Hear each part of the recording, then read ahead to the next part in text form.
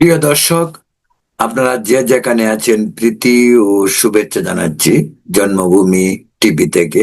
New York থেকে রতন তালুকদার বলছি। আজকের প্রধান প্রধান খবরের শিরোনাম হলো মার্কিন যুক্তরাষ্ট্রের দুজন প্রভাবশালী কংগ্রেসম্যান, একজন জো উইলসন, অন্যজন হলো নাইল পাও। তারা দুজন বাংলাদেশের নির্বাচনে অবাধ, সুষ্ঠু, নিরপেক্ষতার যুক্তি দেখিয়ে সরকারকে চিঠি দিয়েছেন। আপনারা জানেন যে বাংলাদেশের নির্বাচনে আমেরিকান সবসময় একটি গুরুত্বপূর্ণ ভূমিকা পালন করে।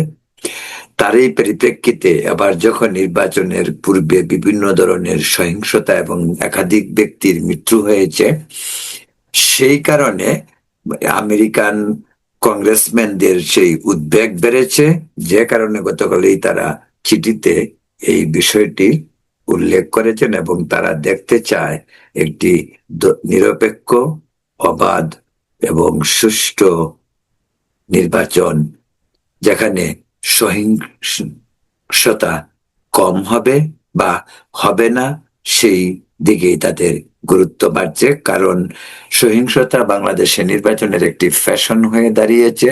প্রতিটি নির্বাচনেই প্রাণহানি থেকে শুরু করে বিভিন্ন ধরনের নৈরাজ্য এর ইতিহাস বাংলাদেশের নির্বাচনগুলিতে পরিলক্ষিত হয়, যে কারণে মার্কিন কংগ্রেসম্যানরা সেই উদ্বেগ প্রকাশ করেছেন। এদিকে জাতিসংঘের উদ্বেগ অন্য বিষয় নিয়ে, সেটা হলো অর্থনৈতিক।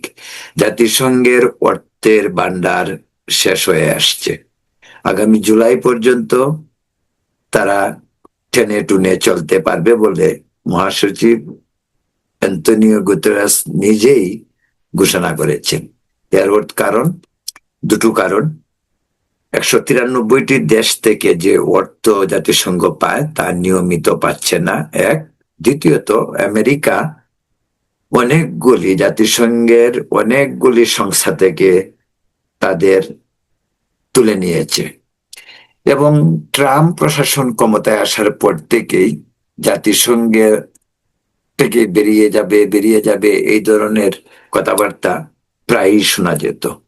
এবং ফাইনালি সর্বশেষ গত 2 সপ্তাহ আগে অনেকগুলি সংস্থা থেকে জাতিসংঘের বেরিয়ে গেছে মার্কিন যুক্তরাষ্ট্র। এবং এটিও বিশেষভাবে উল্লেখযোগ্য যে মার্কিন যে অনুদান জাতিসংঘকে দেওয়া হয়, জাতিসংঘ 193টি দেশ থেকে যে অর্থ পায় তার পরিমাণ অর্থ জাতিসংঘকে দেয়া হয় মার্কিন যুক্তরাষ্ট্র থেকে। কারণ জাতিসংঘের সদর দপ্তর নিউ ইয়র্কে অবস্থিত এবং তাদের আরেকটি দপ্তর রয়েছে, ইউরোপিয়ান দপ্তর রয়েছে জিনিভায়। প্রিয় দর্শক, তো জাতিসংঘের এই উদ্বেগ অত্যন্ত গুরুত্বপূর্ণ। অর্থনৈতিক সংকটের দিকে জাতিসংঘ এগিয়ে যাচ্ছে। জাতিসংঘের প্রয়োজনীয়তা কতটুকু আছে, কতটুকু টিকে থাকবে, এ নিয়ে বিস্তর আলোচনা সমালোচনা হয়।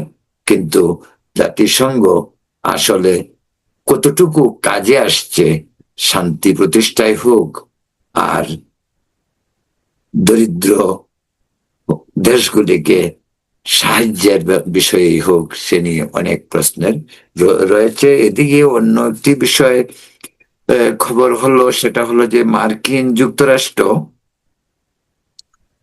এবং ভারত বাণিজ্য চুক্তি দীর্ঘদিন যাবৎ স্থবির, বলা যেতে পারে আটকে আছে। একটা মাত্র কারণ, ইউক্রেন যুদ্ধ, রাশিয়ান যুদ্ধের সাথে সম্পর্কিত।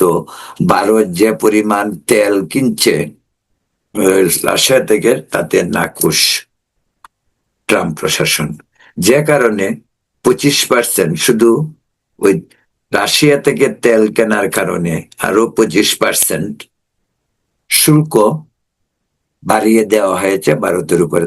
আজ ট্রাম্প একটি বিকল্প রাস্তার কথা বলেছেন। তিনি বলছেন যে ভারত যদি রাশিয়ার থেকে তেল না কিনে, সেই তেল অন্য একটি দেশ অর্থাৎ ভেনিজুয়েলা থেকে কিনে, তাহলে ভারতের বাণিজ্য চুক্তিও খুব দ্রুত হবে, এবং সেই 25% শাস্তিমূলক শুল্ক যেটা ভারতের উপর আরোপ করা হয়েছিল তাও বাতিল করা হবে বলে ট্রাম্প প্রশাসন থেকে এমনই খবর পাওয়া যাচ্ছে।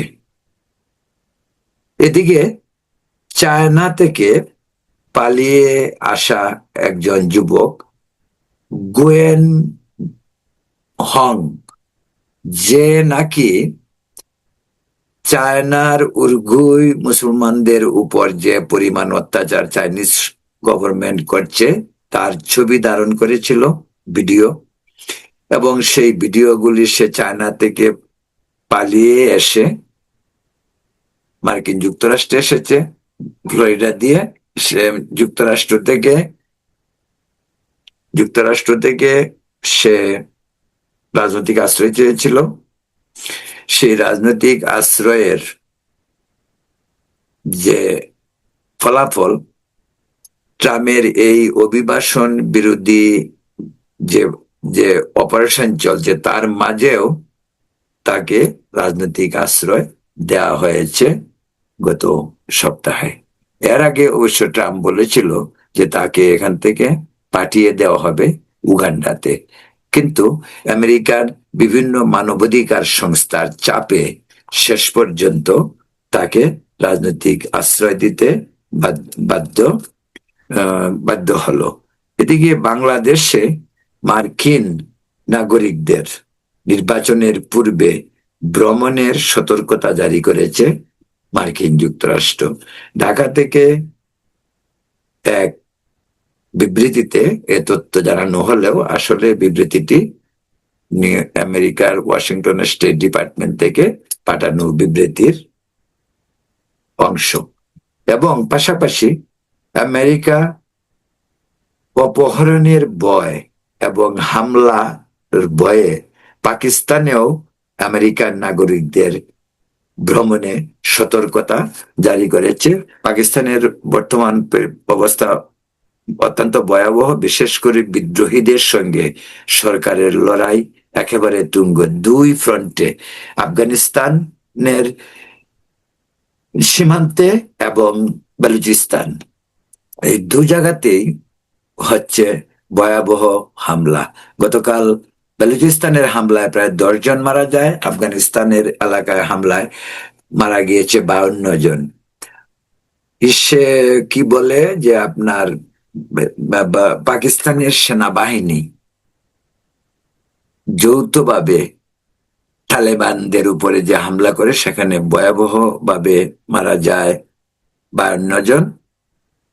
এবং পাকিস্তানের আরো একটি বিষয় বর্ণনা করেছেন খুদ পাকিস্তানের প্রধানমন্ত্রী শাহবাজ শরীফ, তিনি এবং পাকিস্তানের ফিল্ড মার্শাল সেনা প্রধান আসিম মুনির, তারা দুজনেই বিশ্ব ভ্রমণে রয়েছেন এবং সেখানে তারা বলতে গেলে ভিক্ষাবৃত্তি করছেন। ভিক্ষাবৃত্তি কথাটাই বলল পাকিস্তানের প্রধানমন্ত্রী, যে ভিক্ষাই করতে হচ্ছে পাকিস্তানকে তাদের বাঁচার জন্য।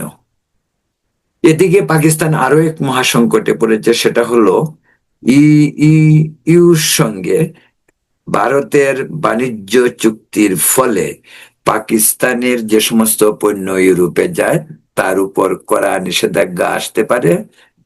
বাণিজ্যিকভাবে পাকিস্তান ভয়াবহ সংকটের সম্মুখীন হতে পারে বলে বিভিন্ন সূত্র থেকে জানা গেছে, যে জন্য পাকিস্তান উদ্বেগ প্রকাশ করেছে। এদিকে প্যালেস্টাইনের পররাষ্ট্রমন্ত্রী নয়াদিল্লি সফরে রয়েছেন। তিনি আজ জয়শঙ্করের সাথে, ভারতীয় পররাষ্ট্রমন্ত্রী জয়শঙ্করের সঙ্গে তিনি আজ সাক্ষাৎ করেছেন এবং তিনি